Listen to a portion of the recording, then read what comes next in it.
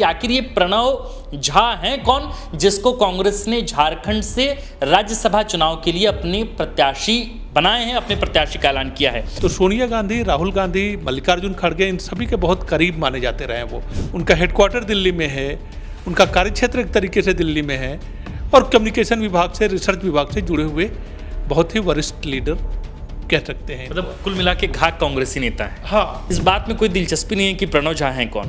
मेरी सबसे पहली दिलचस्पी तो यही है इस बात को जानने में कि ये जेएमएम के समर्थन से ऐसा हुआ है या फिर कांग्रेस ने बगावती तेवर अपना के प्रणव झा के नाम का ऐलान कर दिया है। हेमंत सोरेन से संवाद हो रहा था, मल्लिकार्जुन खड़गे से 2 दिन पहले बात हुई, आज राहुल गांधी से शाम में बात होने की बात थी कि हेमंत सोरेन से बात होगी। क्या आपको वाकई लगता है कि कांग्रेस इतनी मतलब इस तरह का सामर्थ्य जुटा पाएगी कि बगैर मुख्यमंत्री हेमंत सोरेन के समर्थन से, उनके बगैर हामी लिए उन्होंने अपने कैंडिडेट का ऐलान कर दिया होगा? आपको ऐसा लगता है? अगर इसका ऐलान संयुक्त रूप से होता और हेमंत सोरेन की सहमति इसमें बताई जाती तो एक मैसेज जो है वो ज़्यादा स्ट्रांग जाता। क्या मुख्यमंत्री हेमंत सोरेन, जिनको लेकर कहा जा रहा था कि वे दोनों सीटों पर अपने कैंडिडेट चाहते हैं, तो क्या वे अब इस ओर अपना कदम बढ़ा पाएंगे? आगे की रणनीति क्या हो सकती है? क्या आगे क्या कुछ होने की संभावना है, इसके बारे में थोड़ा। कि हेमंत सोरेन जब तक नहीं चाहेंगे तब तक कांग्रेस का कैंडिडेट मल्लिकार्जुन खड़गे ही, जो भले ही वो अभी कर्नाटक से लड़ रहे हैं, मल्लिकार्जुन खड़गे ही अगर झारखंड से उतर आते हैं और हेमंत सोरेन की सहमति न होती तो उनकी राह मुश्किल है। राहुल गांधी लगातार ये कहते रहे कि जिसकी जितनी आबादी उसकी उतनी हिस्सेदारी। अब प्रणव झा आए हैं तो अब नए सिरे से एक तो बहस भी शुरू हो गई कि झारखंड में ब्राह्मणों की आबादी भाई कितनी है। अगर एक्चुअल रिप्रेजेंटेशन देखा जाए तो सबसे ज़्यादा आदिवासी हैं, इसके बाद कुर्मी हैं। तो राहुल गांधी एक तरफ जिस नैरेटिव को पूरे देश में खड़ा कर रहे हैं, उसी नैरेटिव पर कांग्रेस अपना भद पिटवा ले रही है यहाँ झारखंड में। नमस्कार, द फोर्थ पिलर देख रहे हैं आप। हमारा नाम आकाश आनंद है। आज 4 जून है। 4 जून की शाम आज झारखंड के लिए सबसे बड़ी खबर निकलकर सामने आई है और खबर राजधानी रांची से नहीं बल्कि राष्ट्रीय राजधानी दिल्ली से खबर है। और खबर यह है कि कांग्रेस ने राज्यसभा चुनाव के लिए झारखंड से अपने उम्मीदवार का ऐलान कर दिया, उम्मीदवार के नाम का ऐलान कर दिया है। और इस उम्मीदवार को लेकर खूब सारी चर्चाएं चल रही हैं। कई पुराने कांग्रेसी जो हैं उनको यह नहीं पता चल पा रहा कि आखिर ये कैंडिडेट हैं कौन। कई भारतीय जनता पार्टी के जो कार्यकर्ता हैं, नेता हैं, उन तक को नहीं मालूम। वे इधर उधर फोन कर रहे हैं और पूछ रहे हैं कि आखिर ये प्रणव झा हैं कौन, जिसको कांग्रेस ने झारखंड से राज्यसभा चुनाव के लिए अपने प्रत्याशी बनाए हैं, अपने प्रत्याशी का ऐलान किया है। तो आज हमारे साथ इस पूरे मसले पर बातचीत करने के लिए खुद शंभुनाथ चौधरी सर हैं। सर का एक परिचय तो ये है कि झारखंड के वरिष्ठ पत्रकार हैं, कई वर्षों से यहाँ की राजनीति को बहुत नज़दीक से देखते रहे हैं और साथ ही रांची प्रेस क्लब के प्रेसिडेंट हैं। सर, सबसे पहले तो बहुत स्वागत आपका। बहुत धन्यवाद आपका। सर, मुझे इस बात में कोई दिलचस्पी नहीं है कि प्रणव झा हैं कौन। मेरी सबसे पहली दिलचस्पी तो यही है इस बात को जानने में कि ये जेएमएम के समर्थन से ऐसा हुआ है या फिर कांग्रेस ने बगावती तेवर अपना के प्रणव झा के नाम का ऐलान कर दिया है। नहीं, देखिए, जब आप हमसे बातचीत कर रहे हैं तब इस समय में इसको लेकर तस्वीर बहुत साफ नहीं है कि जेएमएम की सहमति से उम्मीदवार बने हैं या कांग्रेस ने एक तरफा ऐलान किया है। ये जरूर है कि कांग्रेस की ओर से लगातार और हेमंत सोरेन से संवाद हो रहा था, मल्लिकार्जुन खड़गे से 2 दिन पहले बात हुई, आज राहुल गांधी से शाम में बात होने की बात थी कि हेमंत सोरेन से बात होगी और तय होगा कि भाई कांग्रेस की ओर से उम्मीदवार कौन होगा। कांग्रेस जो दूसरी सीट पे दावेदारी कर रही है, पहली सीट तो जेएमएम को जाएगी, महागठबंधन में दूसरी सीट पे कांग्रेस की दावेदारी है, जो स्वाभाविक तौर पर कोalition गवर्नमेंट की दूसरी सबसे बड़ी पार्टनर है जी। तो अब उसकी ओर से नाम का ऐलान अभी थोड़ी देर पहले जो है वो हुआ है, प्रणव झा। भले ही आपकी दिलचस्पी हो या नहीं हो या पाठकों ऑडियंस की दिलचस्पी इस बात में ज़रूर है कि वह प्रणव झा है कौन। तो प्रणव झा, उनका ताल्लुक जो है वो बोकारो से बताया जाता है, मूल रूप से बिहार के रहने वाले बताए जाते हैं, भागलपुर कहलगांव के किसी गांव के रहने वाले हैं। बोकारो में उनकी शिक्षा दीक्षा हुई है, परिवार उनका लंबे समय तक संभवतः बोकारो में रहा है, लेकिन झारखंड की राजनीति से उनका सीधे तौर पर बहुत ताल्लुक नहीं रहा है। कांग्रेस के जो रणनीतिकार हैं, कम से कम जब राहुल गांधी का दौर जब से शुरू हुआ है तो सोनिया गांधी, राहुल गांधी, मल्लिकार्जुन खड़गे, इन सभी के बहुत करीब माने जाते रहे हैं वो।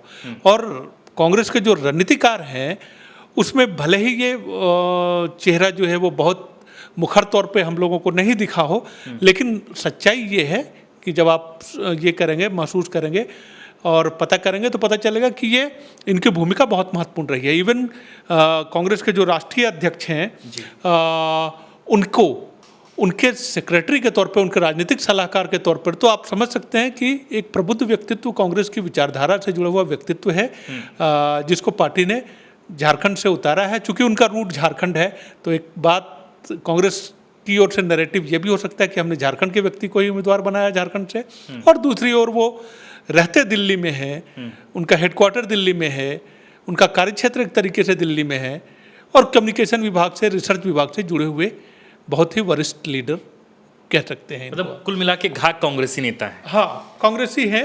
लेकिन सर उनका ताल्लुका झारखंड से बहुत कम रहा है ऐसा। हाँ नहीं, देखिए वो लीडर्स हमेशा दो तरह के, आज की जो राजनीति हो गई है, जो स्टाइल हो गया है आज की राजनीति में, एक लीडर वो होते हैं जो जमीन पे काम करते हैं, जो संघर्ष करते हुए दिख जाएंगे आपको। एक वो होते हैं कि जो पार्टी का स्टैंड रखते हैं, पार्टी की विचारधारा तय करते हैं, पार्टी की रणनीति तय करते हैं, क्योंकि आज की तारीख में तमाम पार्टियों का जो स्टाइल है वो बदल चुका है। खासतौर पे इंटरनेट का दौर आने के बाद एक ऐसे विंग की ज़रूरत है जो रिसर्च लगातार करता रहे, जो मुद्दों पार्टी के लीडर्स को उपलब्ध कराता रहे, जो डाटा का विश्लेषण करे, जो रणनीति पे जिसकी करीबी निगाह हो, जो हर चाल पे निगाह रखे।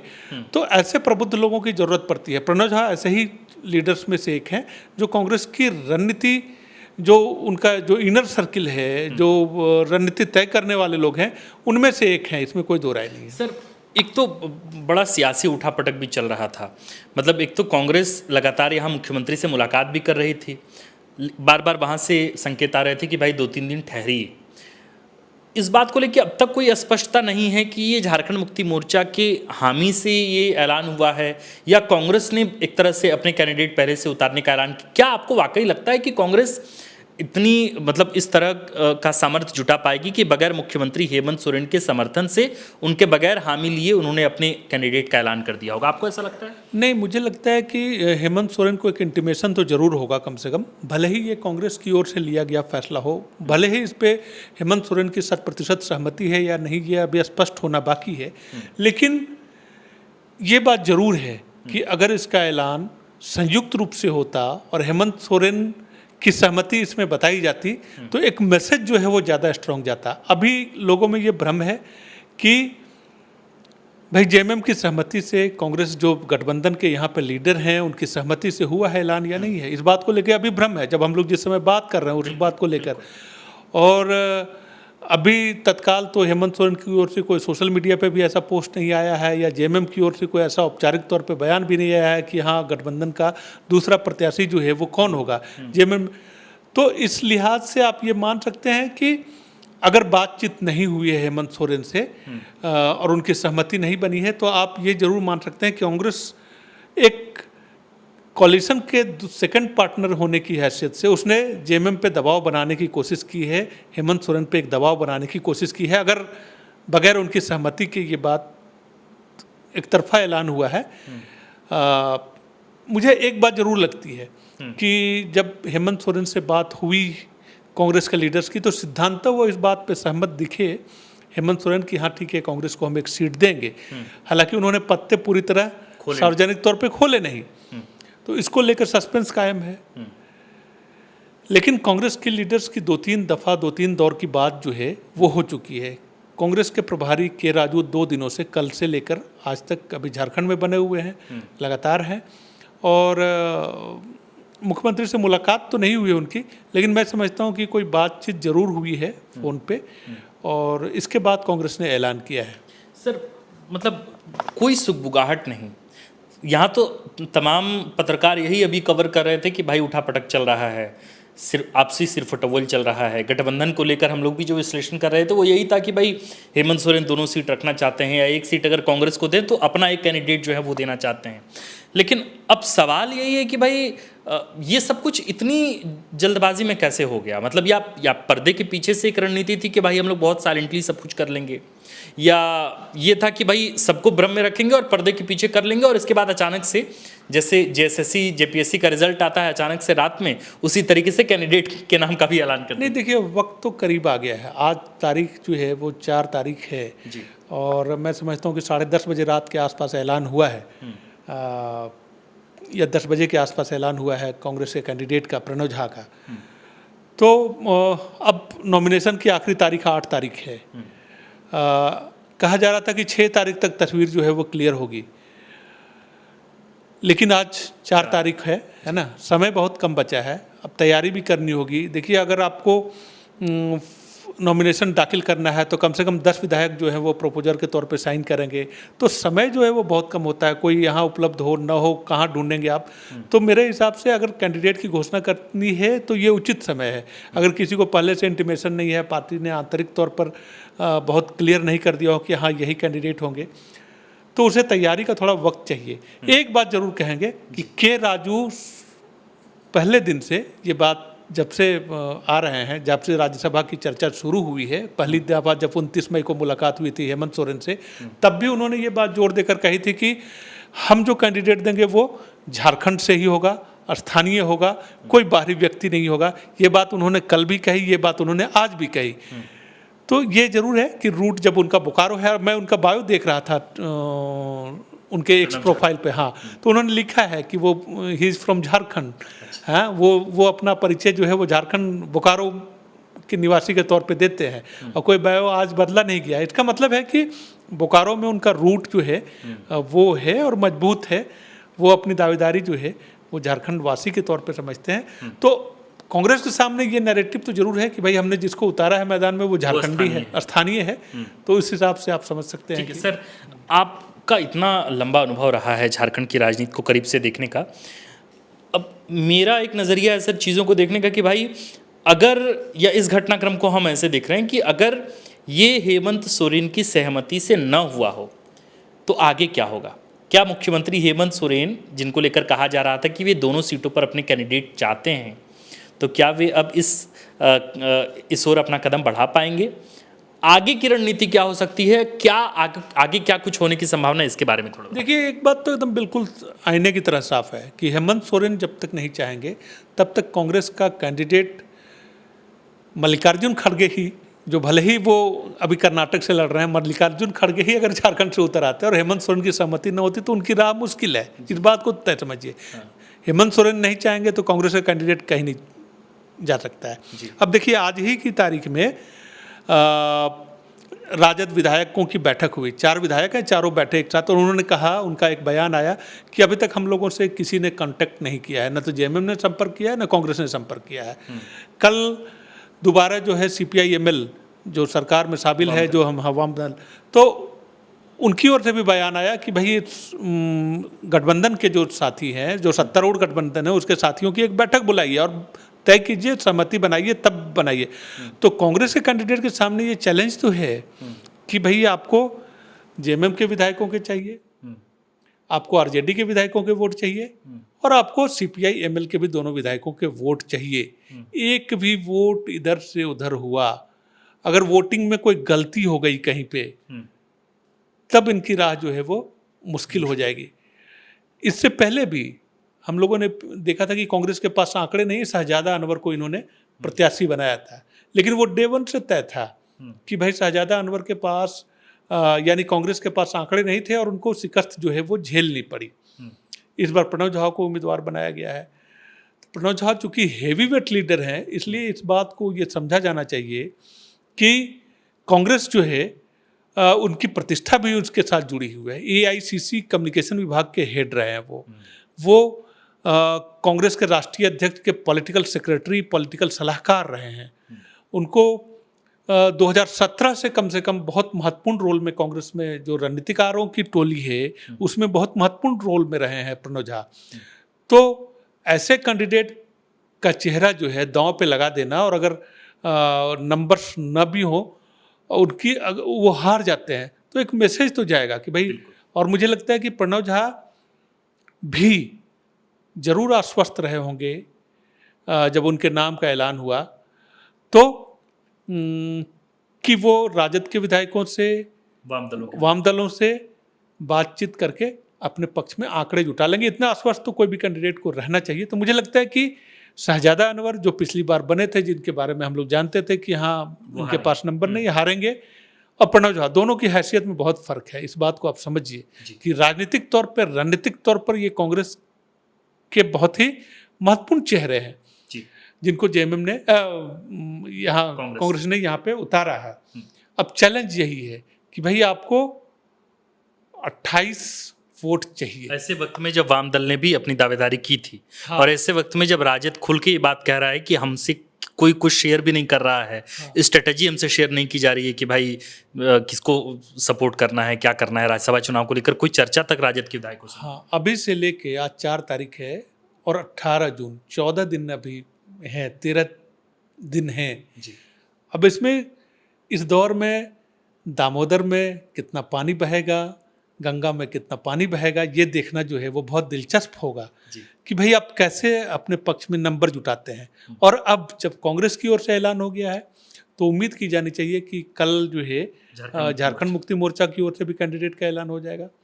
और बीजेपी के राष्ट्रीय अध्यक्ष यहाँ 6 तारीख को आ रहे हैं, 6 और 7 को उनका यहाँ कैंप है। बीजेपी भी पत्ते खोलेगी। तय है कि बीजेपी की ओर से भी कोई चौंकाने वाला नाम जो है वो आ सकता है सामने। और मुझे लगता है कि बीजेपी ऐसे वक्त में ये नैरेटिव जरूर खड़ा करने की कोशिश करेगी, या बीजेपी की ओर से कोई ऐसा चेहरा हो सकता है जो आदिवासी हो, ताकि काउंटर किया जा सके। अब देखिए झारखंड में जो है आदिवासी गैर आदिवासी का या आदिवासी या सामान्य चेहरे का या ओबीसी चेहरे की राजनीति जो है वो बहुत आज की तारीख में जो नैरेटिव गढ़ा जा रहा है। राहुल गांधी भी कहते हैं कि भाई ओबीसी की बात कर रहे हैं, आदिवासियों की बात कर रहे हैं, बीजेपी भी बात कर रही है। तो मुझे लगता है कि बीजेपी की ओर से ये तय मानिए कि जो कैंडिडेट होगा वो एसटी बहुत ज़्यादा संभावना है। हो सकता है कि हमारा अनुमान गलत भी हो, लेकिन मुझे लगता है कि बहुत ज़्यादा संभावना है कि बीजेपी की ओर से जो कैंडिडेट होगा वो एसटी होगा, ताकि उसके बहाने उसके चेहरे को आगे करके बीजेपी इस बात का वास्ता दे सके विधायकों को कि हमने रियल धरती पुत्र को उतारा है, रियल आदिवासी के बेटे को उतारा है या बेटी को उतारा है, जिससे तो असली झारखंडी झारखंड का हितैषी होने का, आदिवासियों का हितैषी होने की बात, एक नैरेटिव जो है वो बीजेपी जरूर चलाएगी, मेरा ये मानना है। सर मेरा एक आखिरी सवाल, राहुल गांधी लगातार ये कहते रहे कि जिसकी जितनी आबादी उसकी उतनी हिस्सेदारी। अब प्रणब झा आए हैं तो अब नए सिरे से एक तो बहस भी शुरू हो गई कि झारखंड में ब्राह्मणों की आबादी भाई कितनी है। अगर एक्चुअल रिप्रेजेंटेशन देखा जाए तो सबसे ज़्यादा आदिवासी हैं, इसके बाद कुड़मी हैं। तो राहुल गांधी एक तरफ जिस नैरेटिव को पूरे देश में खड़ा कर रहे हैं, उसी नैरेटिव पर कांग्रेस अपना भद पिटवा ले रही है यहाँ झारखंड में। तो सवाल के परे तो नहीं होगी कांग्रेस भी, और ये सवाल तो केराजू से भी पूछे जाएंगे, प्रदेश प्रभारी से भी पूछे जाएंगे, प्रदेश अध्यक्ष से पूछे जाएंगे। क्या जवाब देगी कांग्रेस? नहीं देखिए, ये जब आप मंच पे बोलते हैं, जब आप ओबीसी और पिछड़ों की बात करते हैं, वो बात कुछ और होती है, और जब आप व्यवहार में आते हैं तब वो बात कुछ और होती है। देखिए बहुत सारी चीज़ें होती हैं। आपको ऐसे लोग जो बहुत लंबे समय तक पार्टी के लिए काम कर रहे हैं, जो रणनीति से जुड़े हुए हैं, जैसे पवन खेड़ा को कांग्रेस ने इस बार कर्नाटक से उम्मीदवार बनाया। पिछली बार उनको नहीं बनाया गया था तो उन्होंने लिखा था, एक लाइन की बात कही थी कि हमारी तपस्या में कमी रह गई। तो इस बार उनकी तपस्या सार्थक हो गई। तो प्रणब झा भी जो है वो उसी कैटेगरी के लीडर हैं और कांग्रेस ने उनको बनाया है। ये भले ही जो नैरेटिव आप मंचों पे गढ़ने की कोशिश करते हैं, जिस ओबीसी पॉलिटिक्स की बात करते हैं आप, जिस आदिवासियों की जिनकी बात करते हैं आप, उनको आप राज्यसभा में वो चेहरा उनमें से नहीं मिलता है। ये कतई अपरिहार्य नहीं है। इसका ये मतलब नहीं है कि भाई राज्यसभा की 2 सीटें या कांग्रेस के हिस्से 1 सीट है तो जरूरी नहीं है कि हाँ वो चेहरा जो है ओबीसी ही हो, जरूरी नहीं है कि वो चेहरा है ना, तो कुछ भी हो सकता है। लेकिन व्यापक तौर पर जो है अगर आप देखें तो वो कहने को तो ये भी कर सकते हैं कि भाई हमने दलित को अपना प्रेसिडेंट बना के रखा है। हाँ, मल्लिकार्जुन खड़गे की बात करने को तो नैरेटिव अपने काउंटर नैरेटिव जो हमेशा, हाँ, नैरेटिव और काउंटर नैरेटिव हमेशा ही गढ़े जाते हैं। लेकिन ये बात तय मानिए कि मुझे लगता है कि ये बीजेपी के लिए अवसर है कि नैरेटिव वार में बीजेपी जो है राज्यसभा की 1 सीट के लिए जो कैंडिडेट खड़ा होगा वो तय मानिए कि इनके मुकाबिल एक ऐसा उम्मीदवार आने जा रहा है, मेरा जो आकलन कहता है, जिसके पक्ष में बीजेपी ये मजबूत तर्क दे सकती है कि असल धरती पुत्र हमने उतारा है। तो कुल मिला के प्रणब झा को लेके खूब सारी चर्चाएं चल रही हैं, तलाशे जा रहे हैं, गूगल के पन्ने एक एक करके वेब पेज खोले जा रहे हैं कि भाई आखिर ये हैं कौन। तो हमने तो वीडियो की शुरुआत में ही कहा कि एक झारखंड के युवा पत्रकार होने के नाते हमने तो सबसे पहले गठबंधन को लेके ये जानना चाहा सर से कि भाई ये झारखंड मुक्ति मोर्चा की सहमति से हुई या फिर ये बगावत का एक तरह से ऐलान है। और इसके बाद फिर हमने बहुत विस्तार पूर्वक सर से यह भी समझा कि प्रणव झा हैं कौन, उनका वास्ता भागलपुर से या फिर बोकारो से कैसा रहा और वे किन किन पदों पर रहे, वे फिलहाल किस तरीके से कांग्रेस में बने हुए हैं और एक तरह से कांग्रेस के प्रबुद्ध नेता हैं। तो अब देखना यही होगा कि कल जब नई सूरज के साथ गठबंधन में गांठ को लेकर चर्चाएं होती हैं कि गठबंधन में सहमति को लेकर चर्चाएं होती हैं, इस पर सबकी निगाहें बनी रहेंगी। हमने पुरजोर कोशिश की कि सर से बातचीत की जाए और प्रथम दृष्टया चीज़ों को समझा जाए। तो फिलहाल यानी कि अभी जब रात के मुझे लगता है कि 11:30 बज रहे हैं, तब हमने पुरजोर कोशिश की कि आपको एक एक कर पूरी बात बताई जाए। कल नई सूचना के साथ हम फिर हाजिर होंगे। आप देख रहे थे द फोर्थ पिलर। हमारा नाम आकाश आनंद है, कैमरे के पीछे हैं मनीष और हमारे साथ बातचीत करने के लिए थे झारखंड के वरिष्ठ पत्रकार व रांची प्रेस क्लब के प्रेसिडेंट शंभुनाथ चौधरी सर। शुक्रिया। बहुत धन्यवाद।